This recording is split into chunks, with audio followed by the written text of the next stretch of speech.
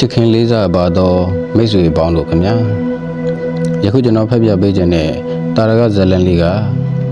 မြတ်စွာဘုရားရှင်လက်ထက်ကအတိတ်ဘဝကအကုသိုလ်ကံတွေကြောင့်ဒုက္ခကြီးစွာခံစားနေရတဲ့ဝက်မျက်နှာနဲ့ပြိတ္တာကြီးရဲ့အကြောင်းပဲဖြစ်ပါတယ်ဝက်မျက်နှာနဲ့ပြိတ္တာကြီးရာဇကြိုပြီးဂိစကုတ်တောင်ထက်မှအရှင်နရဒမထေရသည်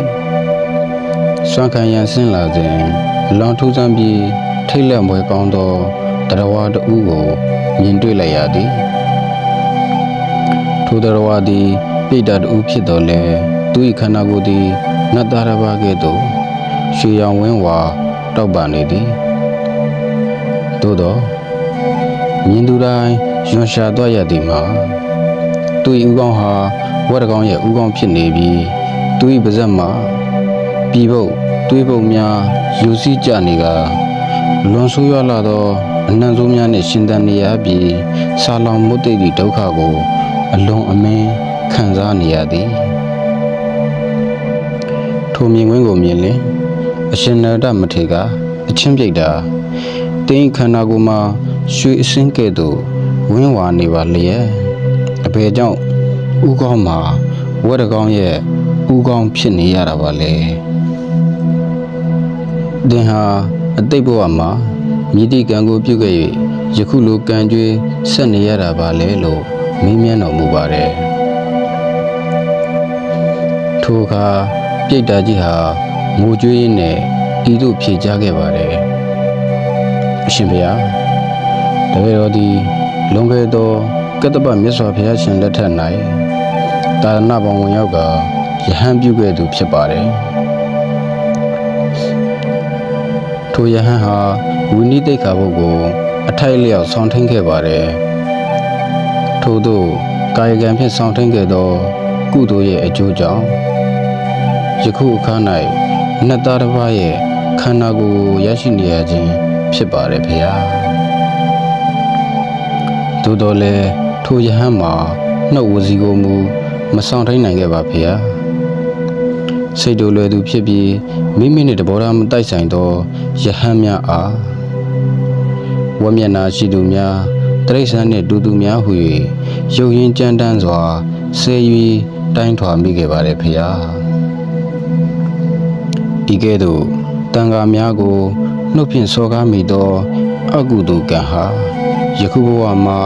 ဝမျက်နာကိုရစေရန်အကျိုးပေးနေခြင်းဖြစ်ပါれဖေဟာပြိတ္တာကြီးကအရှင်နရဒမထေရအားဤကဲ့သို့တောင်းပန်စကားထည့်၍ဆိုပါတယ်အရှင်ဘုရားတပည့်တော်ဟာကာယကံကိုဆောင်စည်းခဲ့တော်လဲနှုတ်ကိုမဆောင်စည်းမိခဲ့၍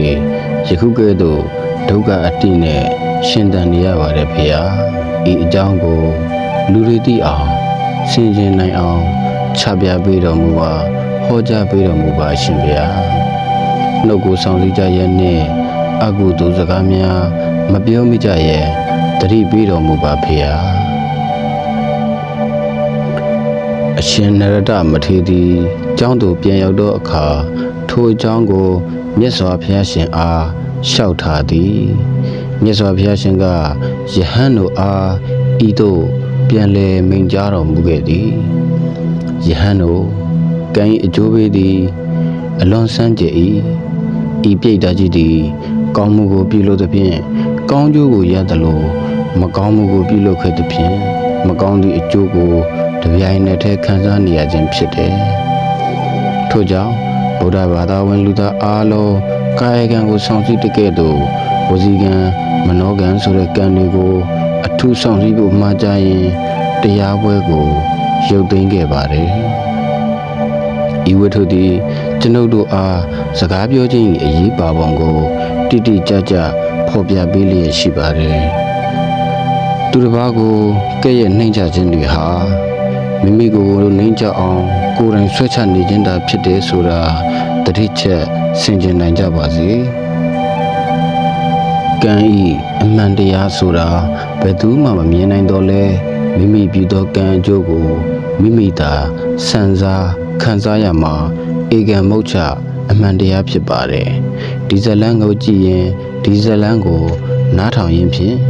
ကျွန်တော်တို့အတွက်သင်ခန်းစာယူစရာတစ်ခုရှိနေပါတယ်အဲ့ဒါကတော့